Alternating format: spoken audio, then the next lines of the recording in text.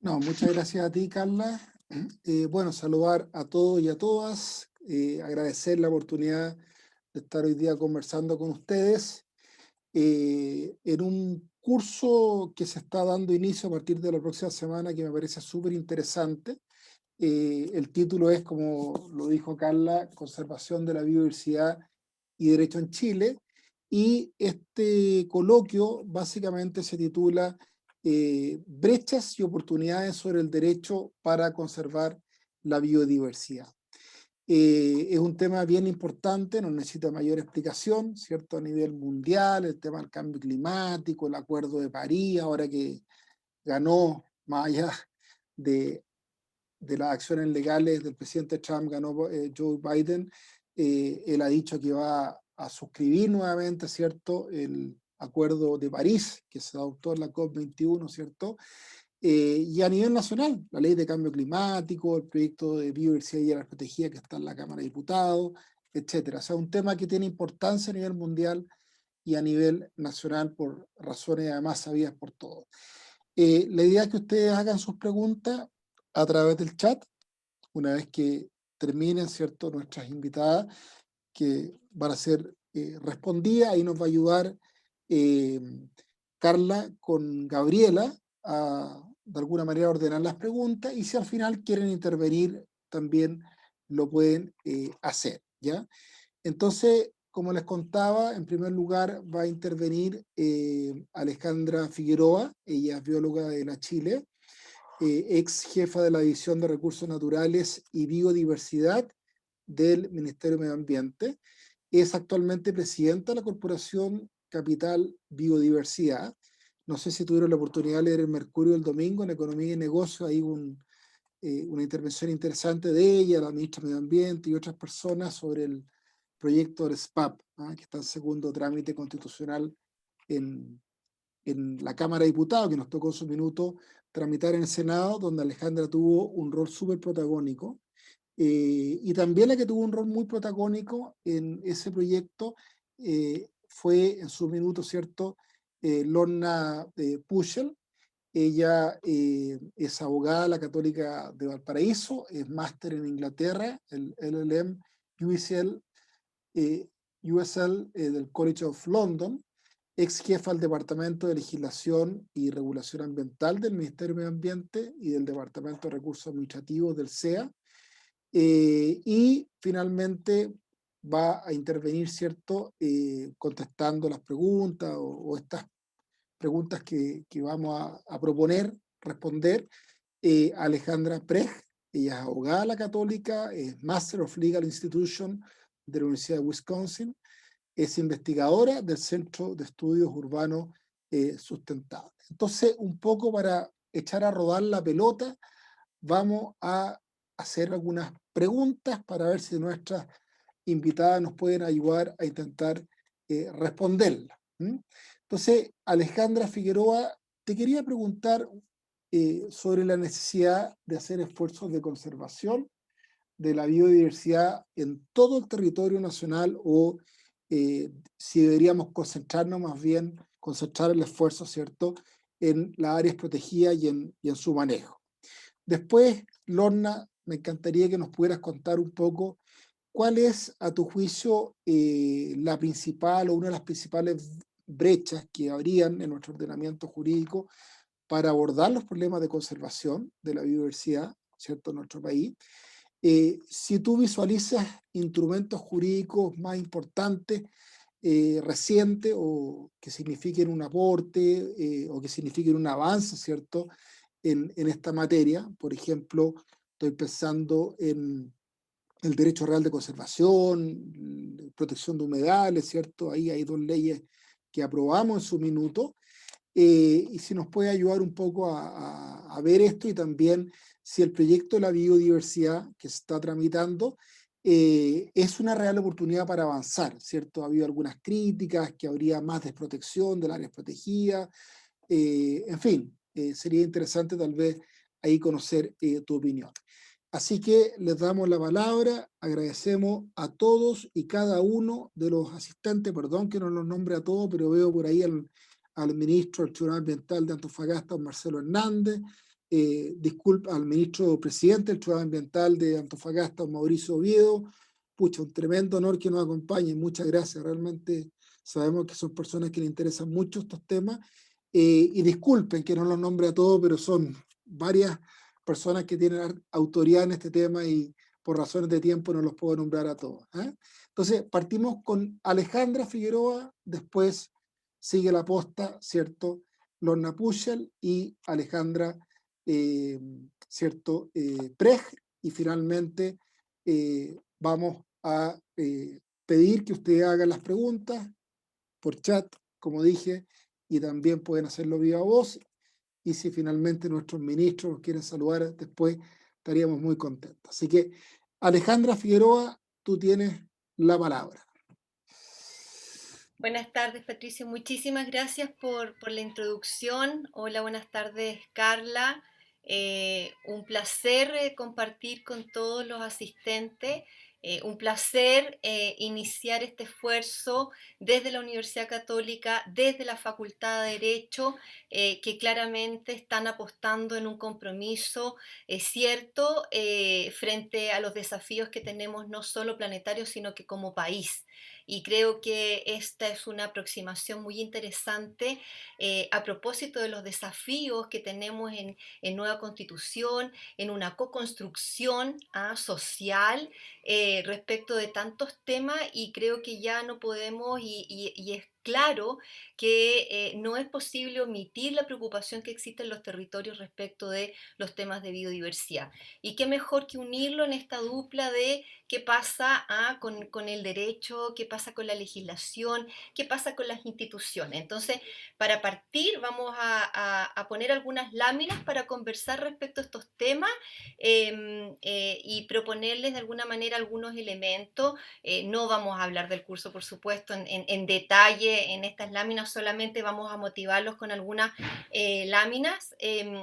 Lorna, tú tenías ahí. ¿La ponemos así en pantalla completa? Súper, súper. Bueno, ya Patricio, Carla han dado el nombre. Creemos que efectivamente hay muchas brechas, pero creemos también que hay muchas oportunidades. La lámina que ustedes ven ahí, bueno, hay un libro de Jared Diamond que muchos de ustedes lo conocen, pero también estamos planteando la cantidad de información y las secuencias de informaciones y documentadas, la evidencia científica respecto de las alertas que se marcaron en el 2018 con el panel de expertos de cambio climático, en donde ya llevan varios años abrazando los elementos asociados al deterioro de la biodiversidad. Y no es casual, porque son elementos que son en la práctica ámbitos de preocupación, no solo respecto de la biodiversidad como una entidad fuera de nuestro entorno y de nuestro entendimiento, sino de aquellas cuestiones que muestran cómo se van modificando nuestras formas de vida, ¿ya? Entonces, y muestro, está la lámina a la izquierda, la primera evaluación del milenio del 2005.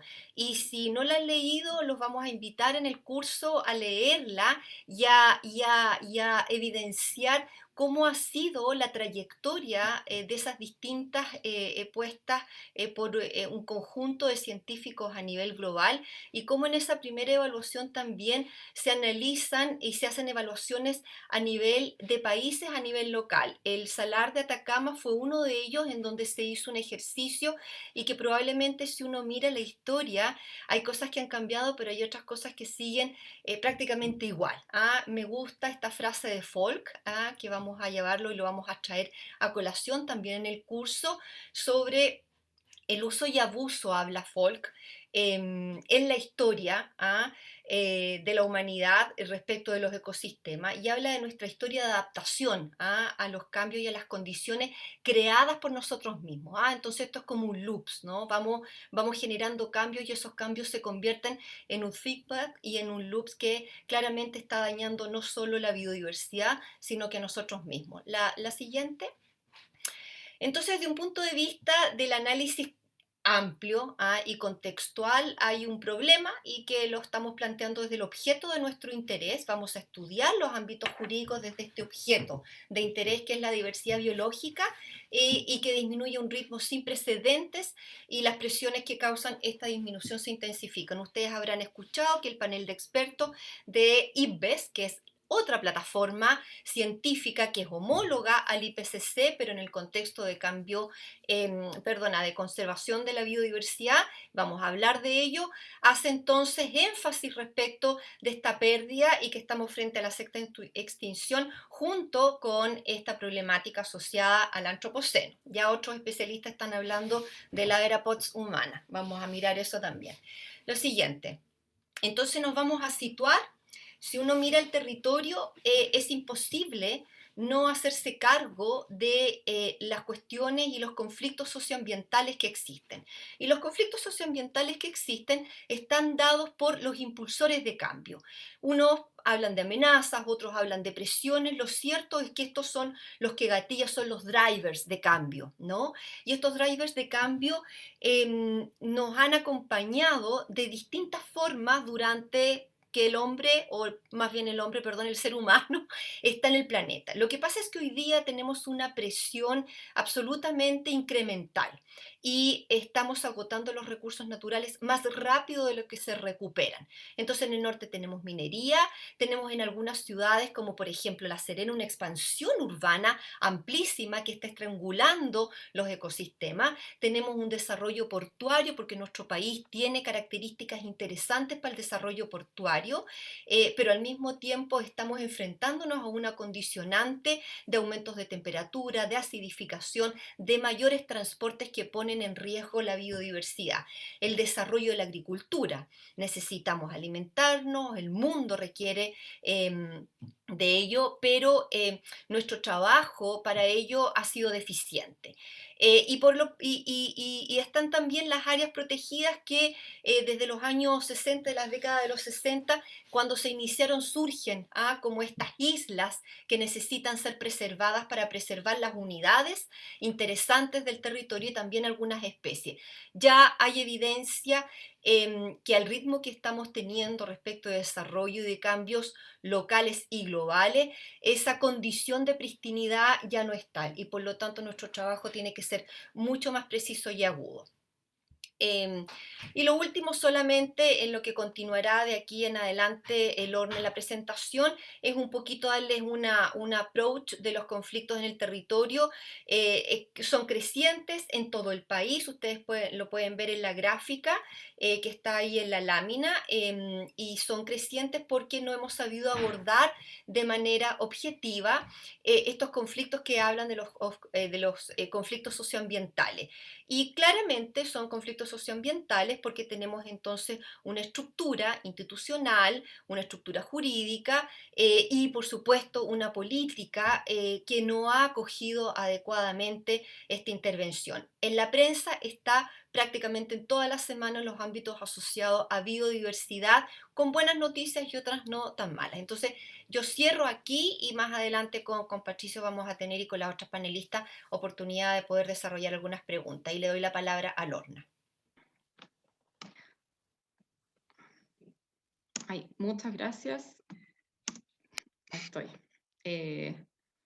Para no interrumpir, voy a tomar inmediatamente la posta y les quiero comentar 3 casos que han estado recientemente en la prensa y que ejemplifican esta interacción que estamos tratando con Alejandra, o que vamos a plantear con Alejandra en el curso, entre los problemas, ¿cierto?, de conservación de biodiversidad o de componentes particulares de la biodiversidad sobre nuestro territorio y el derecho, ya los instrumentos jurídicos, distintos organismos con competencias que algo tienen que decir o se enfrentan a solicitudes o a conflictos de nuevo planteados por diversos actores. Entonces, uno de ellos, ¿cierto?, ubicado acá cercano en la zona central, en la quinta región, tenemos acá las dunas de Concón, un área frágil del borde costero, donde hay interés, ¿cierto?, en desarrollar proyectos inmobiliarios. Esta noticia es del año pasado, un proyecto en particular, que es el que está aquí reportado, pero, ¿cierto? Había obtenido su permiso de edificación en la respectiva Dirección de Obras Municipales, inició su ejecución y avanzado el 20% más o menos de su construcción, se enfrenta a un conflicto, en este caso judicial, ya de parte de asociaciones y de asociaciones sociales, de vecinos, de fundaciones, organizaciones sin fines de lucro, que llevan ante primero la Corte de Apelaciones y finalmente la Corte Suprema el planteamiento de la ilegalidad y arbitrariedad, dicen ellos, a través de un recurso de protección, de la ejecución de un proyecto en particular sobre un ecosistema que es frágil, ¿ya? Y el argumento allí fue que el proyecto debía haberse sometido a evaluación de impacto ambiental. ¿Qué dijo la Corte? La Corte acogió, esto es la Corte Suprema en esa instancia, se acoge el recurso de protección, dando una lectura inédita hasta ese momento de las normas de ingreso al CIA, ya estoy hablando del artículo 10, letra P, y también del artículo 11 de la ley 19.300 sobre bases generales del medio ambiente, y la Corte Suprema haciendo una interpretación, como les digo, sui generis hasta ese momento, una interpretación donde hace, en sus palabras, ¿cierto?, una interpretación armónica del artículo 10 y el artículo 11, determina que un proyecto, aun cuando no esté ejecutándose en un área protegida, sino que cercano a ella, debe someterse a evaluación de impacto ambiental. En este caso, ¿cierto?, estamos hablando de un proyecto que estaba muy cercano a un santuario de la naturaleza, que es el Santuario de la Naturaleza de Dunas de Concón. Entonces, vemos como un conflicto, o sea, un impulso, o como hablaba Alejandra, ¿cierto?, un impulsor de cambio, en este caso un proyecto inmobiliario en un determinado territorio, termina en una sede, en este caso judicial, donde hay una tensión, en este caso, con el sistema de evaluación de impacto ambiental. Y la Corte define entonces que debe evaluarse el proyecto. Si nos vamos al extremo austral del país, tenemos también, esto es algo bien reciente, la presión de proyectos acuícolas, en este caso en una reserva nacional, que es la recientemente creada Reserva Nacional Cahuéscar. Ya hasta hace un par de años teníamos en esa zona, en la zona terrestre, la Reserva Forestal Cahuéscar, que fue recategorizada como parque nacional en el área en tierra, y las aguas marinas fueron designadas como reserva nacional. Entonces, hay mucho interés en ejecutar proyectos en esta zona, donde hay hoy día una declaración de áreas aptas para la acuicultura, ya las AAA, es decir, de acuerdo al organismo sectorial, que es la Subsecretaría de Pesca y Acuicultura, esa zona es apta para realizar acuicultura, pero tenemos ahora, ¿cierto?, un área protegida en el mismo lugar, superponiéndose con esas áreas aptas para la acuicultura. Entonces, ¿qué ha ocurrido? Ha ocurrido que en la tramitación de las concesiones acuícolas de estos proyectos, terceros, y en particular organizaciones no gubernamentales, dedicadas a la conservación o a la protección del medio ambiente, han acudido a la Contraloría General de la República argumentando la ilegalidad de esas concesiones acuícolas y solicitando que se representen esas concesiones, esos decretos que otorgan las concesiones. Entonces, y ahí la Contraloría ha tenido un pronunciamiento expreso sobre la materia, y no se los voy a adelantar, no se los voy a contar para que se sumen al curso. Y entonces vemos acá donde otra sede, otro foro donde se están discutiendo estos temas, y como lo es la Contraloría. Y finalmente también un tema reciente, volvemos a la zona central, en este caso una tensión entre la conservación de la biodiversidad y la agricultura,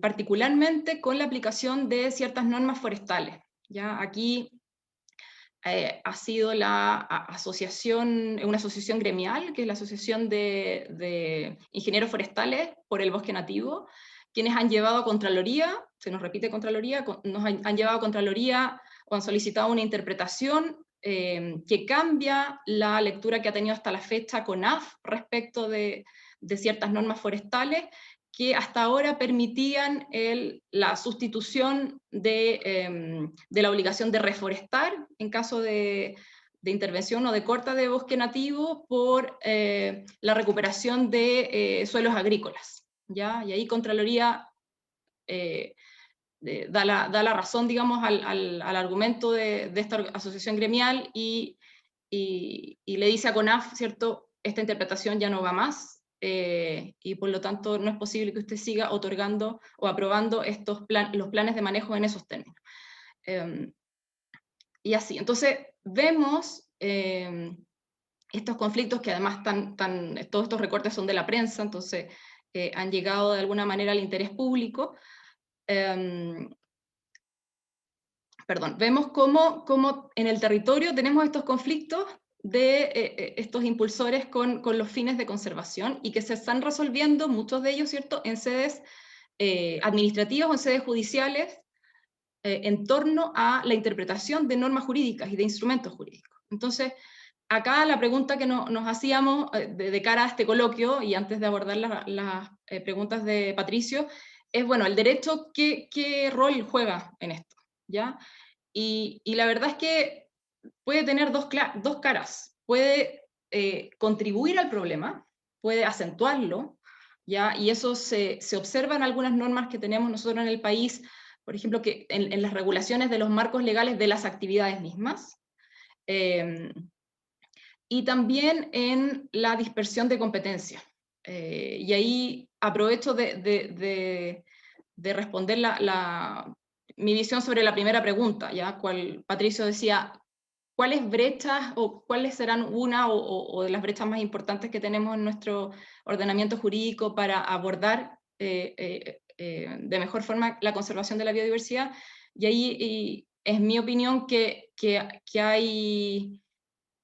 la dispersión de competencias que hoy tenemos, con competencias en el uso y manejo de recursos naturales, dispersas y a cargo de ministerios que tienen una vocación también de fomento productivo. Para mí esa es una brecha y que debiésemos, ¿cierto?, caminar en otro sentido. Y bueno, y el derecho sin duda también puede contribuir a la solución, no es la herramienta mágica ni la única en absoluto, pero ahí es donde encontramos las normas de conservación, normas de uso sostenible de la biodiversidad de sus componentes, y también distintos procedimientos administrativos y judiciales que, como ya vimos, ¿cierto?, en ellos se discuten estas cuestiones. Y ahí pregunta, también tomando lo que decía Alejandra, bueno, ¿hay algún espacio? ¿Qué rol tiene esto en esto la nueva Constitución? ¿Necesitamos nuevas leyes? ¿Necesitamos nuevas políticas públicas? Eso. Entonces, dejo hasta acá la Lorna, presentación. a mí se me olvidó hacerle la pregunta a Alejandra Prej, así que aprovechando de seguir con la posta, Alejandra, tú eres experta en temas de territorio, ordenamiento territorial, bueno, temas derecho indígena, en fin. ¿Cómo ves tú dentro de este macro tema que es bien amplio y que incluso hay algunos cambios legales que se están promoviendo? Bueno, viene la nueva ley de los gobiernos regionales, en fin. Pero ¿cómo ves tú el tema de la biodiversidad con este tema del ordenamiento territorial? Si te surge alguna, si esto debiera ser un tema de interés, digamos, para los futuros, sobre todo alumnos que estén interesados en hacer este curso. Gracias, Alejandra. Y gracias, Lorna y Alejandra, por la intervención de ustedes. Sí, mira, yo voy a hablar un poco desde el territorio, desde donde se emplaza la biodiversidad. No soy experta en otros instrumentos que protegen unas especies en particular.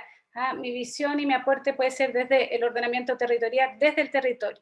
Y para eso, en general, nosotros usamos un término que es esta zonificación es sujeta a protección especial, Dentro de ellas hay una subclasificación que están todas las que tienen que ver con el cuidado de la biodiversidad. Por lo tanto, también hay otras vocaciones que son de interés, de cuidar y que hay que mirar cuando uno ve el territorio.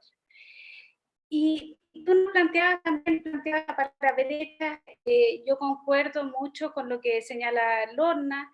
El problema es que todo esto nace porque el proceso de creación de las áreas, estas áreas protegidas, si queremos llamarlas así en un término, no obedeció nunca a la planificación. Entonces, como decía Lorna, habían competencias disgregadas, distintos órganos que las podían crear, no había coordinación, muchas tenían un fin similar, ¿no es verdad?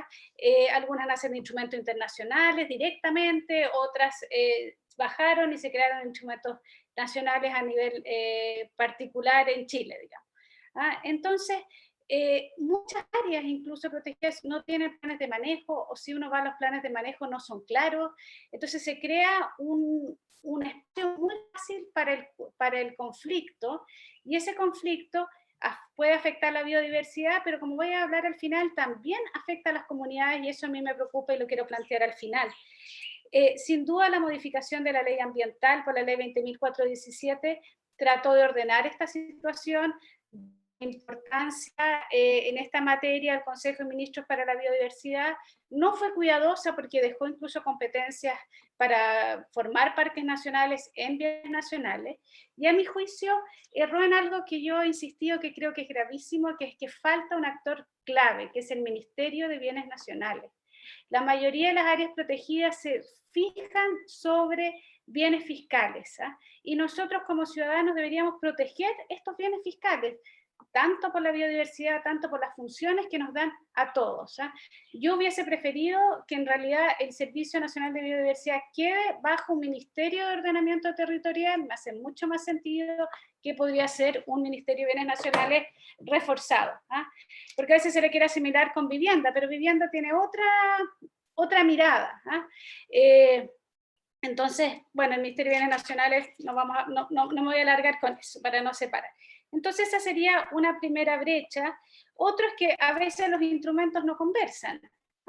Tengo, por ejemplo, instrumentos que protegen la biodiversidad y tengo toda una planificación urbana. Y las pocas oportunidades que había para conversar, que era a través de estas áreas, por ejemplo, de preservación ecológica que creó el Plan Regulador Metropolitano de Santiago, la Contraloría, a mi juicio, en un error grave, las decreta que son áreas protegidas. Precisamente ese tipo de nomenclatura era lo que permitía que una área protegida pudiese conversar con la zonificación urbana. Aquí se necesita un trabajo, pero así muy al detalle, muy cuidadoso, basta de dictar nuevas leyes y no derogar las antiguas, etcétera, porque por eso tenemos este enredo. Y necesitamos no solo crear competencias que conversen o unificar competencias, sino que también hay instrumentos. Y uno de los instrumentos que existía era que desde el punto de vista del urbanismo, permitía que, por ejemplo, un santuario de naturaleza quedara dentro del ordenamiento urbano, dentro de esta clasificación del ordenamiento urbano. Y ahí tenemos un problema. La tercera gran brecha y que crea mucho problema es la falta de delimitación. Y eso es grave porque eso no se le puede echar la culpa al pasado. Hoy en día el Ministerio de Medio Ambiente sigue dictando áreas protegidas, decretando sin un adecuado estudio de títulos. Y después entonces tenemos una ciudadanía que con rabia, por supuesto, me dice, pero Alejandra, esta área era... Ahora que un 80% del área, los privados, unos frescos se han aprobado... se han apoderado del área protegida.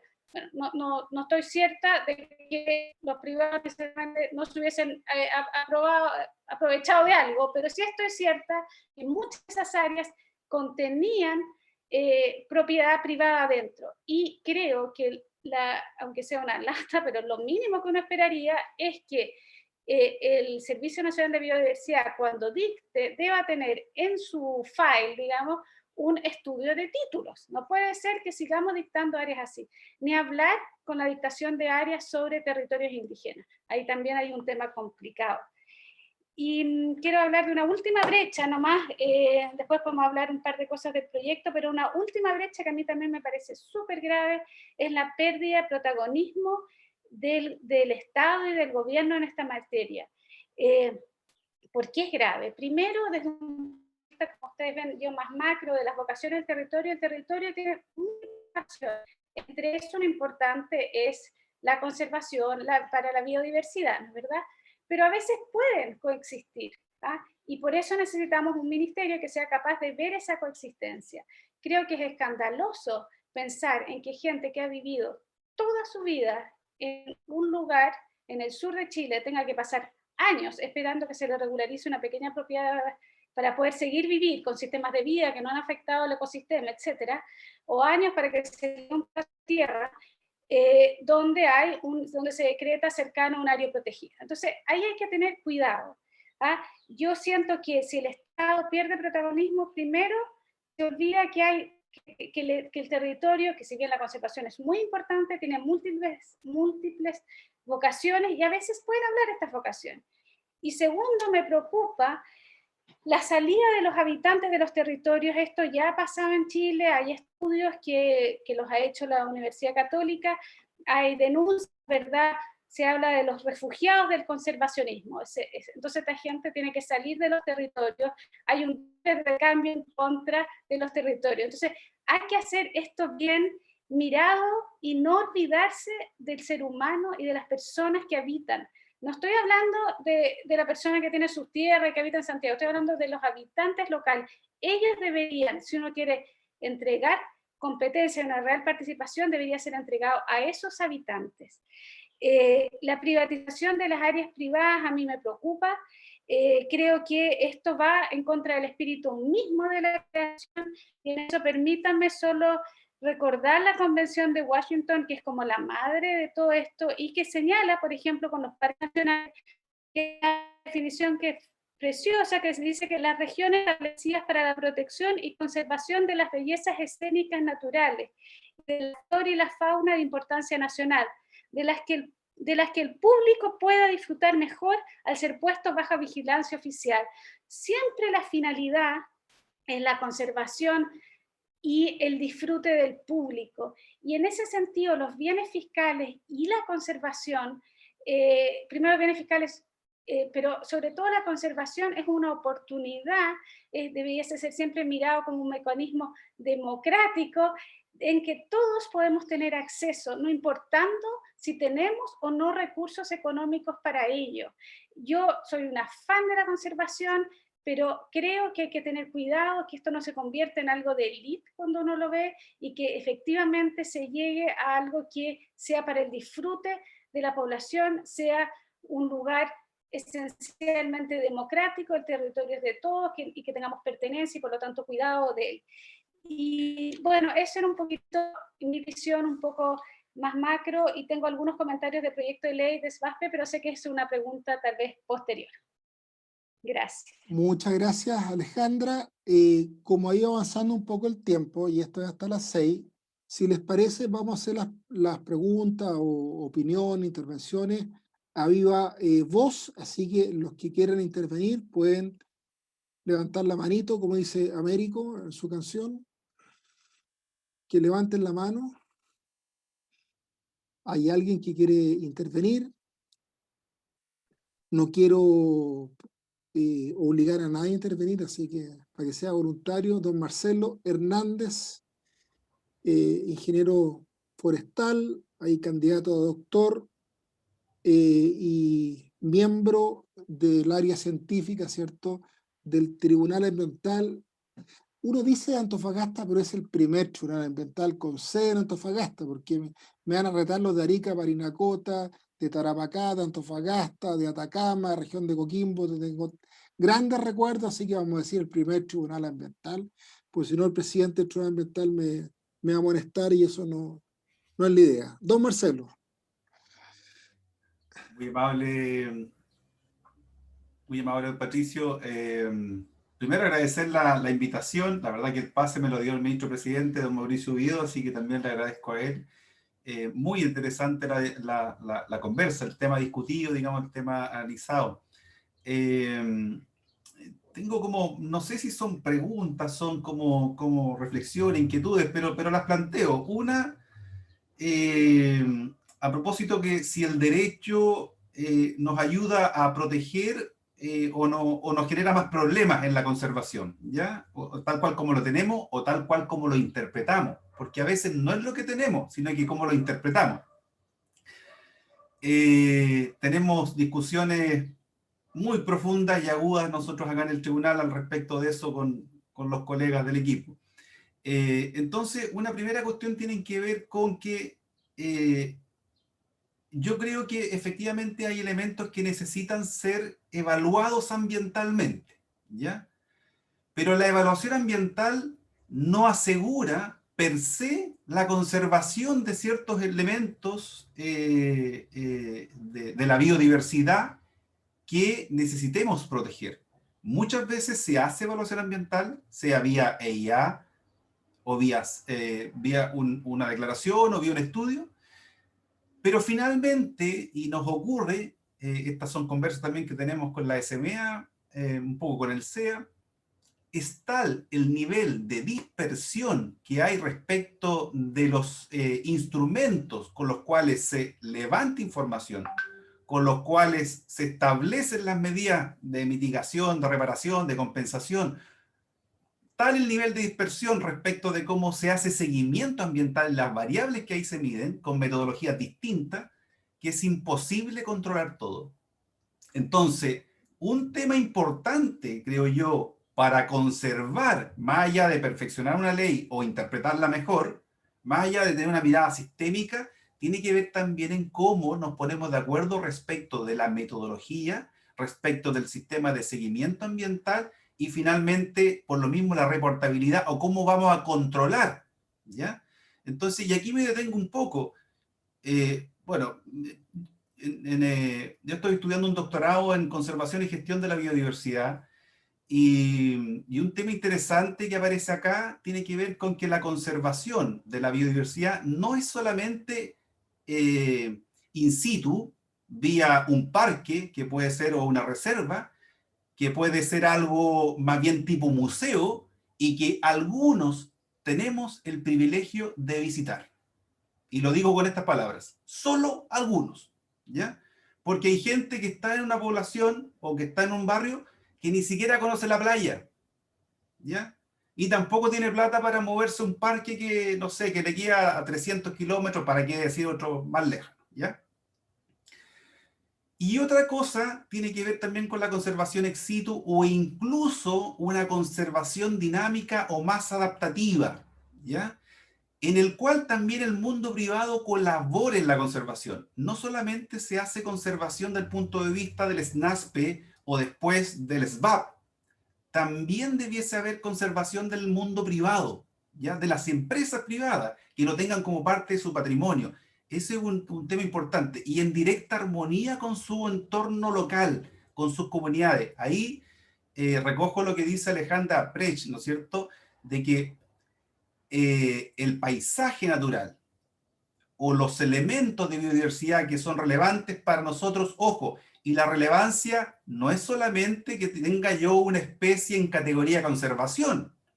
La relevancia tiene que ver en que a lo mejor un quillay, ¿no es cierto?, un peumo o un zorrito u otra especie que no esté en una categoría de conservación, pero para esa comunidad es relevante. Por tanto, para esa comunidad, en su entorno local, esa especie tiene un valor de alta importancia.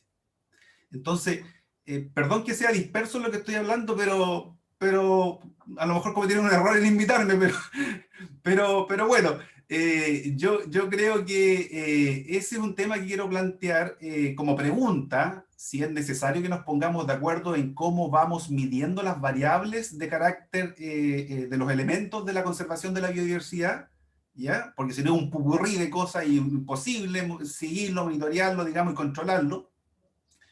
Y lo otro que creo importante, a lo mismo, respecto de llevar esto a lo local, ¿no es cierto? Descentralizar y llevarlo a lo local tiene que ver con la gobernanza. Porque finalmente, ¿cómo mejoramos la conservación? Vamos a conversar de esto un poquito el jueves, que tenemos un seminario con el ministro Vío de acá. La gobernanza, según la UISN, ¿ya? Naciones Unidas, es uno de los elementos que más aporta a la conservación. Gravitante, lo dice también en su modelo socioambiental, ¿no es cierto? O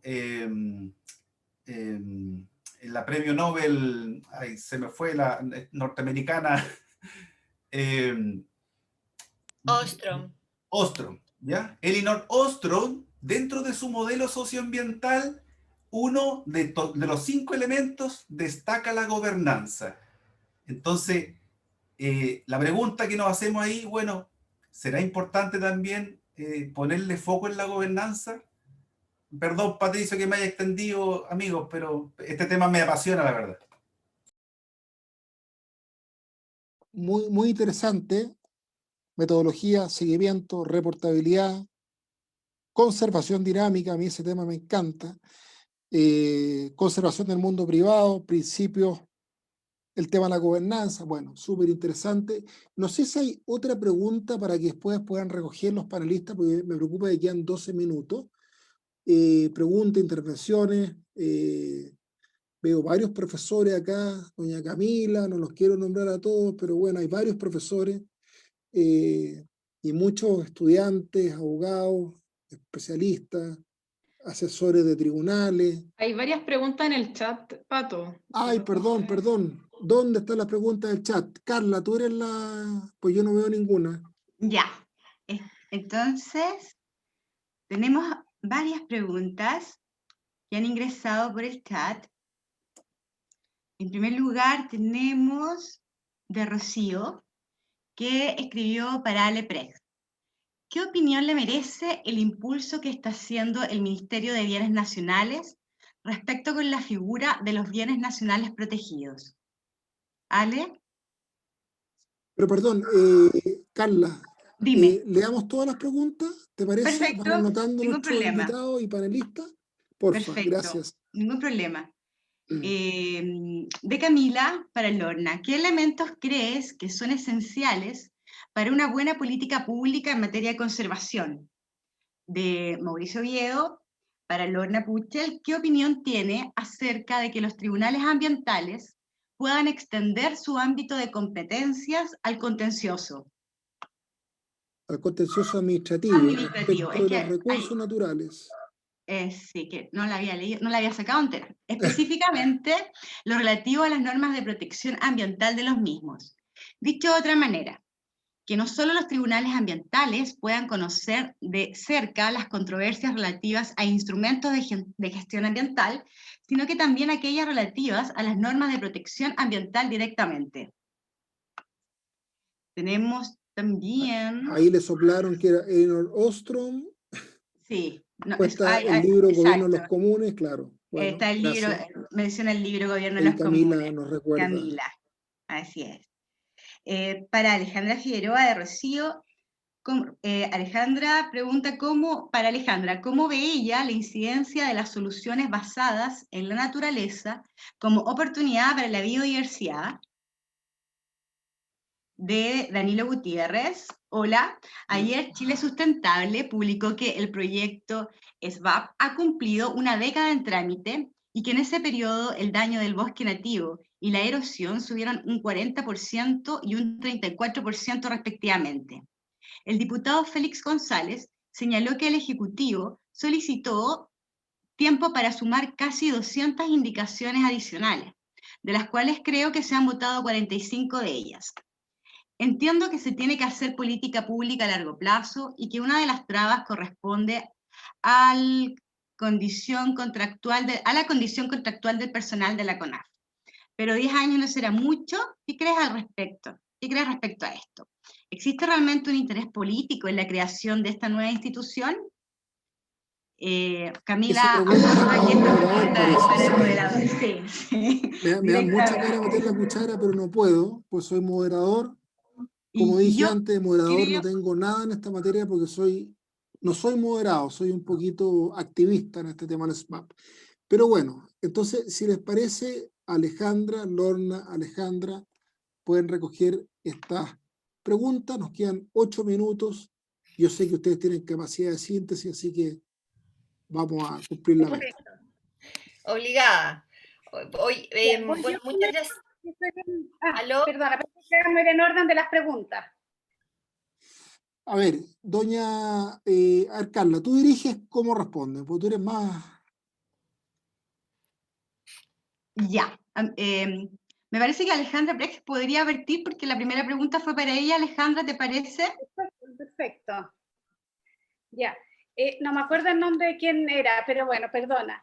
El asunto nace un poco lo mismo que ya había señalado antes. Estos bienes nacionales protegidos nacen de una facultad que tiene de la destinación, que el Ministerio de Bienes Nacionales hace mucho tiempo puso una figura de autodestinación para dejar reservados ciertos bienes que pueden interesarle en materia ambiental. ¿Ah? Entonces, no es algo nuevo, sino que más bien hoy en día es todo lo contrario. Lo que ha sucedido es que Bienes Nacionales creó una carpeta de bienes nacionales protegidos con una finalidad que, si bien tenía un trasfondo ambiental, también podía tener otra finalidad, como cultural. Pueden ser bienes que sostengan sistemas tradicionales o ancestrales de subsistencia, pueden tener algo que se quiera resguardar, algo de valor cultural, no necesariamente un elemento natural. Entonces, y no estaban pensados en áreas protegidas, sino que, bueno, yo soy el administrador de todos estos bienes fiscales, por lo tanto estoy poniendo ojo, tal como hay ciertos bienes que puedo decir podrán servir para cierta actividad, podrán servir para un parque eólico, y más o menos, y lo voy planificando y teniendo cuidado yo. Y lo que ha sucedido es que el Consejo de Ministros ha pescado esta cartera de bienes y está dictando santuarios de la naturaleza con mucha crítica del Ministerio de Bienes Nacionales, porque nuevamente no están delimitados, estos bienes no fueron creados para esto, y quien administra los bienes se ve atrapado por otro ministerio que crea un bien protegido. Por lo tanto, no me acuerdo nombres, me da lata no hablar con nombres, pero lo que yo quería decir era Rocío que... Parra. Rocío, esto tenía que ver más bien con una gestión de, yo administro estos bienes y estoy mirando qué potencialidades, qué cosas tienen estos bienes, pero no en una función para crear un área protegida. Y es el Ministerio de Bienes Nacionales que dice, aquí hay una información, la tomo y dicto un área protegida. Yo tiendo a pensar, tal vez me equivoco, que el Ministerio de Bienes Nacionales va a parar de dictar estos bienes nacionales protegidos porque se les están yendo de sus manos algo que no había creado para tal finalidad. ¿Ya? Así que eso nomás. Si queda un minuto, quiero decir una cosa del tema indígena, pero solo si queda un minuto al final sobre la ley de SBASP, a ver si eso se puede arreglar. ¿Por qué no le das al tiro, Alejandra? Te Bueno, damos un minuto, te damos un minuto. Gracias. Mira, hay un tema interesante que se agregaron estas áreas de conservación para pueblos indígenas, pero hay un tema que me preocupa un poquito, que hay un capítulo que habla de la participación en la gestión de las áreas protegidas, muy interesante, que dice las autoridades locales, las organizaciones locales, ojalá que sean organizaciones locales de habitantes y no gente de afuera que tiene una organización transversal, a mi juicio. Pero dice que podrá celebrar convenios con ellos, o sea, es facultativo para el servicio, y entre eso podrá con las comunidades indígenas. No obstante, la ley indígena establece y mandata que cuando una área protegida está en una área de desarrollo indígena, se considerará a las comunidades en la administración. Por lo tanto, aquí sería malo, haciendo un símil, no aplicar el principio de no regresión para los derechos de las comunidades indígenas, porque la ley indígena le da un derecho mayor que el que está dando hoy en día esta norma. Es verdad que ese derecho no se ha ejercido todo lo que debió haberse ejercido, pero sí hay comunidades que comparten administración, no ha podido ir a los parques, sobre todo del norte. Así que ojo con eso, porque estaríamos aplicando una norma, estaríamos regresivo en la norma de los derechos que han conquistado de poquitito los pueblos originarios en esta materia. Eso nomás. Gracias, Alejandra. Carla, ¿con quién seguimos? Seguimos con Lorna. Lorna, ¿te parece? Claro. Encuentro rápidamente Sí, lo tengo claro. Dos preguntas. Sí. Perfecto, gracias, Lorna. Lorna, gracias. Muchas gracias por las preguntas. La primera de Camila. Hola, Camila. Sobre qué elementos habría en una buena política de conservación, que es una pregunta grande. pero yo diría que, o sea, un primer elemento que me parece fundamental es el tema que hablaba Alejandra Precht, que tiene que ver con la mirada desde el territorio, y también lo hablaba Alejandra, y el ordenamiento del territorio. Yo creo que es bastante ya transversal el diagnóstico de que ahí hay algo fallando. Ahí el proyecto de ley del Servicio de Biodiversidad tiene un instrumento que es bien interesante y que en la versión, la verdad es que como salió más acotado que lo que hubiésemos querido en ese entonces desde el Ministerio, que es la planificación ecológica, donde hay una mirada desde los valores en biodiversidad que hay en el territorio, y también de las actividades que hay en el territorio, o sea, como una suerte de diagnóstico y de recomendaciones sobre criterios, ¿cierto?, de uso de ese territorio, y en particular estamos hablando de los componentes de biodiversidad. Entonces, creo que esa es una línea que debiese fortalecerse en una buena política pública en materia de conservación.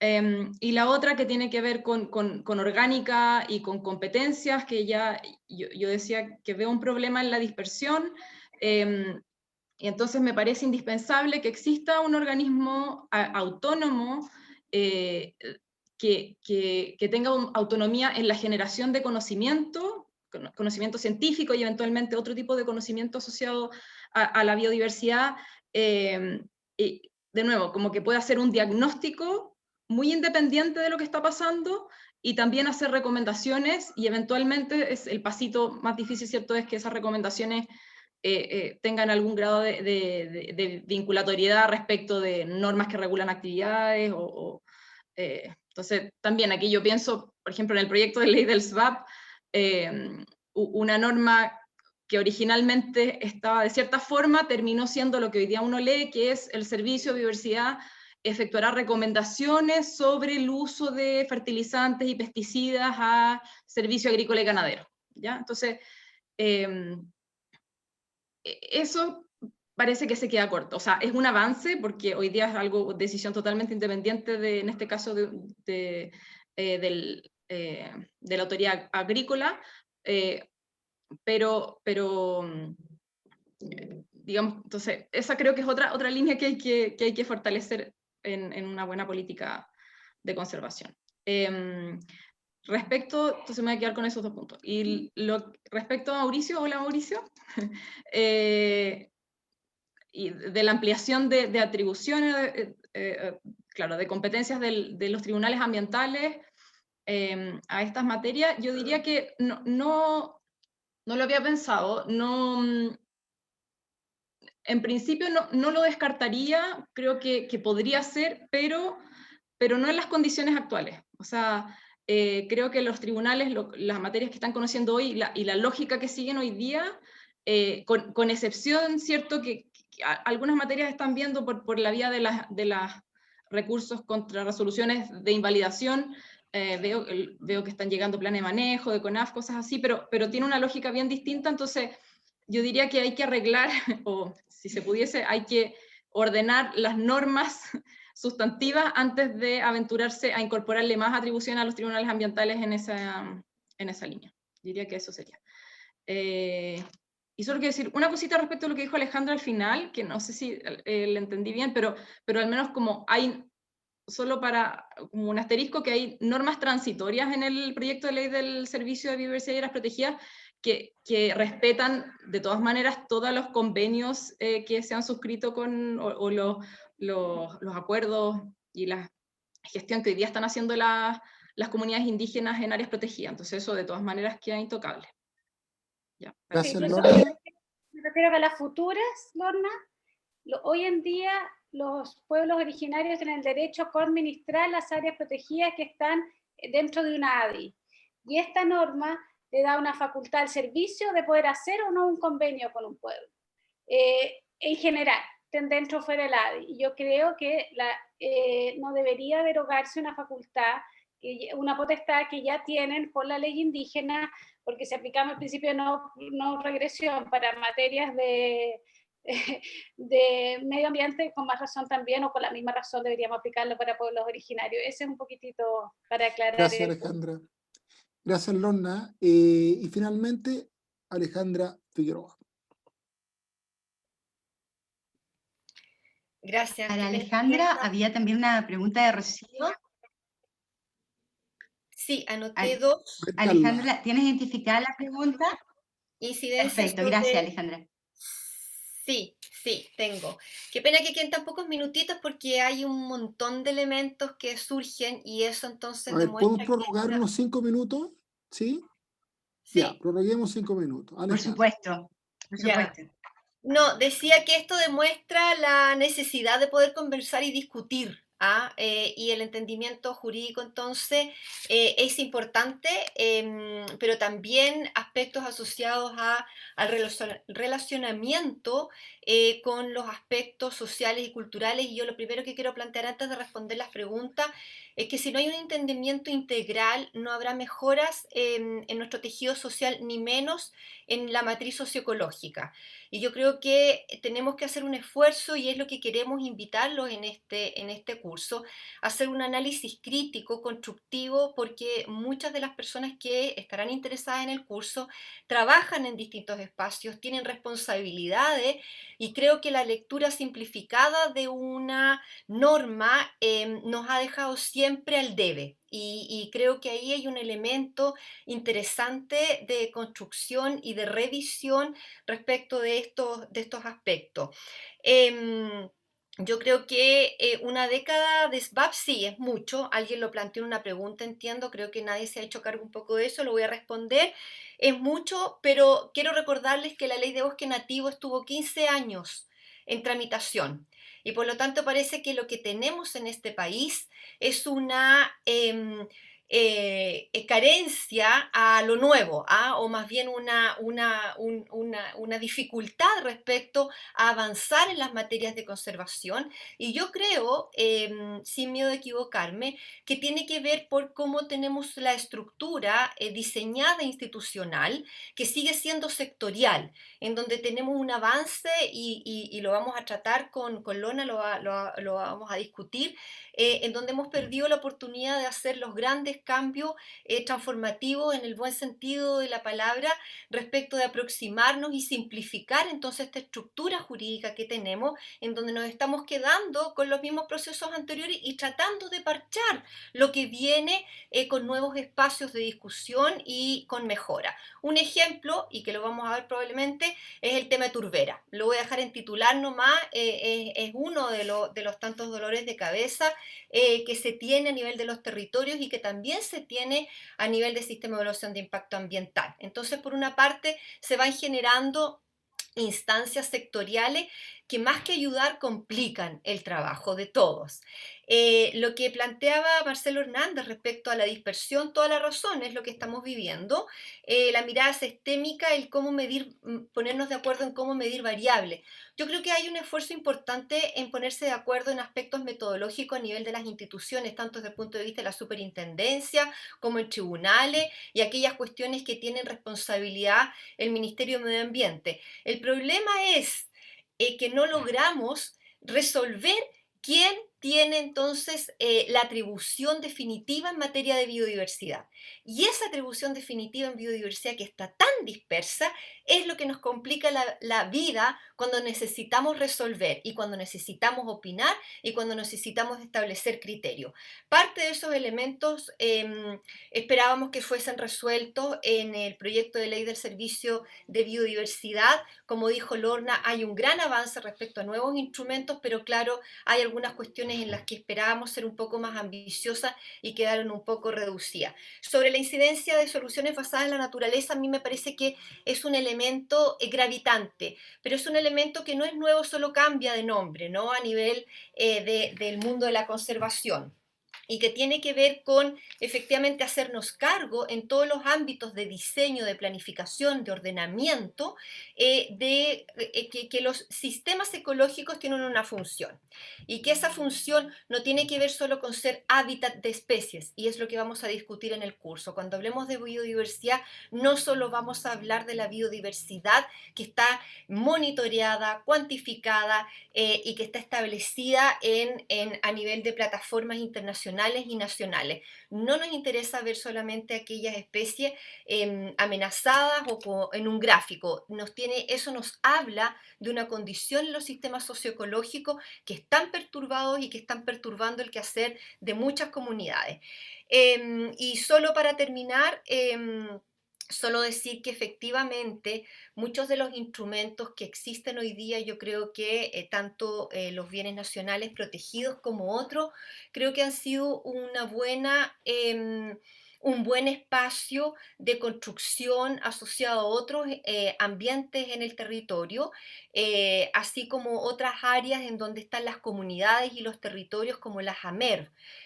Como lo ha señalado varias veces la Alejandra, las ADI, categorías en las que están participando hoy día comunidades, pero no hay una estructura que las acoja, que les entregue financiamiento, que esté con ellas acompañando el incentivo, que son las áreas marinas costero protegidas de múltiples usos. Entonces, hay varios elementos construidos, pero cada uno juega en su sector independientemente. Entonces, eso es un elemento que los invitamos a discutir, y por mi parte cierro aquí para no alargar la discusión, y a lo mejor hay alguna otra pregunta, y gracias por las preguntas y gracias a todos.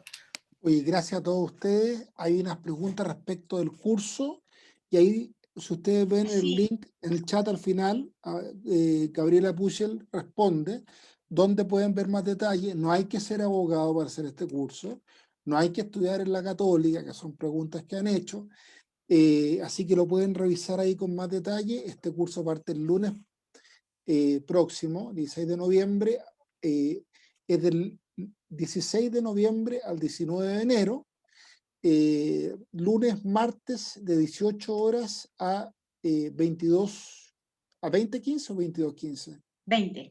20:15. Sí, 20:15. 20:15. Ya, así que están cordialmente invitados. Si hay cualquier duda, no sé, me imagino, Carla, que te pueden, ¿cierto?, contactar a ti. Por supuesto, ¿sí? por supuesto. Gracias, Patu. El link que compartió Gabriela es fundamental. Las postulaciones al curso se hacen a través de ese link, y en ese link van a encontrar toda la información que necesitan respecto a este nuevo curso de especialización. Yo no sé, pero hay comentarios, ¿verdad?, en el chat que son todos muy interesantes, que qué pena no poder hacerlos públicos, pero todos podemos revisarlos.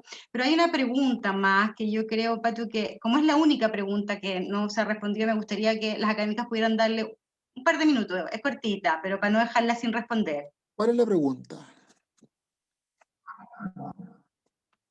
La pregunta es de David Valdés. David pregunta, David establece, ¿se ha cuestionado la aplicación del concepto de objetos de conservación en el sentido que podría establecer un criterio laxo para dilucidar la afectación de un área silvestre protegida ante un proyecto sometido a evaluación en el CIA? ¿Creen ustedes que es una inquietud justificada o no? A ver, ¿les parece que sea una de las panelistas que pueda responder? Ofrezco la palabra, no sé si Lorna. ¿Lorna? Sí, no tengo problema. ¿Sí? A ver, es una pregunta bien específica y que, a ver,